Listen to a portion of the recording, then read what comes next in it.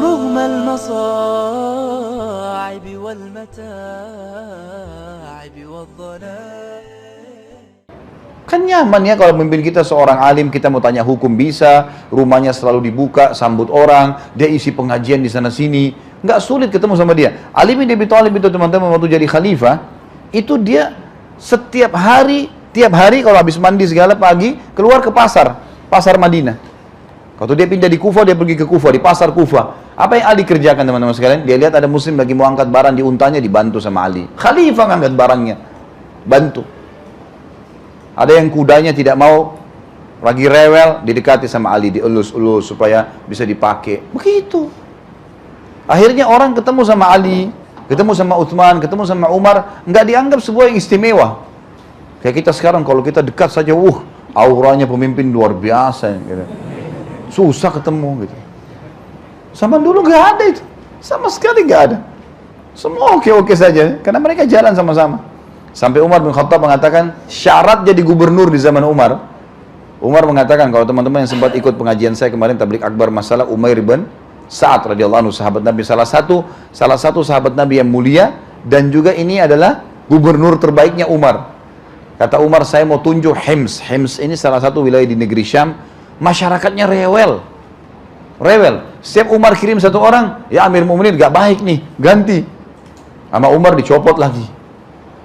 Maka Umar bilang, saya butuh pemimpin sekarang yang tegas, berilmu, halal-halal, haram-haram, memenuhi kebutuhan masyarakatnya, membuka pintu rumahnya selalu untuk orang yang mengeluh. Siapa yang kalian tunjuk? Mereka, siapa nih Amir Mu'minin? Mau cari siapa? Cari dari sahabat Nabi yang masih hidup. Sampai ngerucut kepada Umair bin Sa'ad radhiyallahu anhu. Waktu Umair ini lagi jihad, lagi di medan perang. Panggil sama Amir Mu'minin Umar. Hai Umair, saya mau tunjuk kau jadi gubernur. Ya Amir Mu'minin, maafin, jangan jadi gubernur, saya nggak mau. Tunjuk saya jadi pasukan perang, tunjuk saya pemanah, bawa batu, jangan jadi gubernur, saya nggak mau. Nggak bisa, ini perintah saya, harus kau jalankan. 1 tahun dia pergi ke Hims, aman semuanya. Bagaimana tidak? Rumahnya terbuka. Dia waktu tiba di sana, dia nggak pakai rumah khusus, rumah dari tanah liat dibangun sama dia, dibebasin tanahnya, dia bayar pakai duitnya, dia bangun rumah kecil. Ini rumahnya gubernur, silakan datang kalau butuh apa-apa. Dia cuma punya di rumahnya sampai waktu dia meninggalkan 1 tahun, dia dipanggil oleh Umar bin Khattab kembali ke Madinah. Dia cuma punya ember untuk mandi, panci yang dia pakai masak, dengan dia pakai jalan kaki, nggak punya keledai, pakai baju di badannya itu, yang dia gonta-ganti beberapa lembar baju saja. 1 tahun Umar bin Khattab nggak dapat berita dari Umair. Wilayah-wilayah lain sudah kirim hasilnya. Hasil ghanimah dari peperangan dengan orang kafir, hasil pendapatan negara wilayah itu. Maka Umar bin Khattab kirim surat, hai Umar, hadap saya. Menghadap datang. Umair datang, waktu dia mau datang, rumahnya dihibahkan untuk orang, nih, ambil aja rumah saya. Sama masyarakat situ, kena tanah ini dia beli, rumah itu dia bangun. Ini ambil, buat hibah, buat orang miskin dikasih. Lalu dia bawa embernya, dia bawa bajunya, dia jalan kaki ke Madinah. Sampai tiba di Madinah, lesu. Ini negeri Syam ke Madinah teman-teman sekalian, perjalanan luar biasa, 1 bulan. Naik kuda, jalan kaki, bisa 3 bulan. Sampai tiba di Madinah berdebu, kotor semua. Tidak ketemu sama siapa-siapa, ada istrinya dan anaknya di Madinah. Dia tidak ketemu, dia datang langsung ke masjid, ketemu sama Umar. Umar lihat, wahai Umair, kenapa kau begini buruk? Apa kau tidak ada tungganganmu? Dia bilang, tidak ada Amir Mu'minin. Masyarakat Hims tidak hadiahkan kepada kamu keledai, kuda, bisa kau naikin? Dia bilang, tidak ada. Saya tidak minta, mereka juga tidak tawarkan. Saya nggak perlu itu. Lalu apa yang kau bawa? Dia bilang, saya bawa dunia. Umar bin Khattab pikir dia bawa harta banyak. Apa dunia itu? Dia bilang, ini seember air yang saya pakai. Ini panci-panci yang saya pakai masak. Ini baju saya. Mana hasil negaramu? Semua saya sudah bagikan. Dan demi Allah Amir Mu'minin, kalau tertinggal satu dirham pun, saya akan antarkan kepada anda. Saya berikan kepada haknya masing-masing. Lalu kata Umar, panjangkan jabatannya Umair. Kata Umair, tolong, stop. Saya udah nggak mau lagi. Saya udah nggak mau. Izinkan saya pergi tinggal sama istri anak saya di pinggir kota Madinah, di pinggir, di kebun-kebun, ada kebun saya, ada kebunnya kecil. Saya mau tinggal sana, sudah cukup. Saya nggak mau lagi. Maka Umar bilang, baiklah. Lalu Umar ingin tes Umair. Umair lagi. Ini Umair ini 1 tahun nggak ada laporan. Jangan sampai dia curang. Maka diutus seseorang bernama Harith. Beberapa hari kemudian, coba kamu jadi tamunya Umair. Bawa ini satu kantong 1000 dinar. Bawa ke sana. Hadis ini tidak dikenal oleh Umair. Umair ini rupanya tinggal di kebun kurmanya, kecil kebunnya, ada rumahnya kecil dari tanah liat. Dia selalu buka setiap pagi. Ada orang lewat, kalau istrinya siapin makan apa dipanggil. Ayo saudaraku makan, silakan mampir. Orangnya luar biasa, baik sekali. Lewat Harith, sengaja pas dia lewat, pintu rumah dibuka.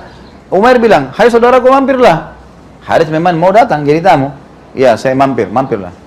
Kata Umar bin Khattab, hai Harith, lihat perhatikan keadaannya. Kalau kau lihat keadaannya susah, bantu dia dengan 1000 dinar ini. Tapi kalau kau lihat keadaannya mampu, ya sudah nggak usah. Laporkan aja kepada saya. Tinggallah Harith selama 3 hari. Harith bilang, saya tidak lihat kecuali beberapa sak gandum, beberapa kilo gandum untuk buat roti dengan beberapa butir kurma. Dan Umair pada saat melihat ada Harith, semua dibuat masakan, seakan-akan masakan mereka banyak padahal tidak ada. Dan Harith tahu itu, dihidangkan kepada Harith. Harith makan. Sampai Umair, istrinya sama anaknya kelaparan 3 hari. Setelah 3 hari kata Umair apa? Wahai Harith, maaf saya harus sampaikan. Bisa nggak kamu cari muslim yang lain untuk kamu menjadi tamu?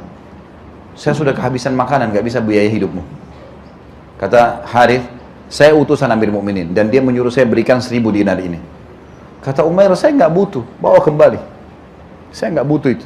Lalu istrinya, Umair teriak dari dalam, wahai Umair, kalau kau nggak butuh, ambil saja, berikan kepada orang yang tidak mampu. Istrinya bilang dari dalam.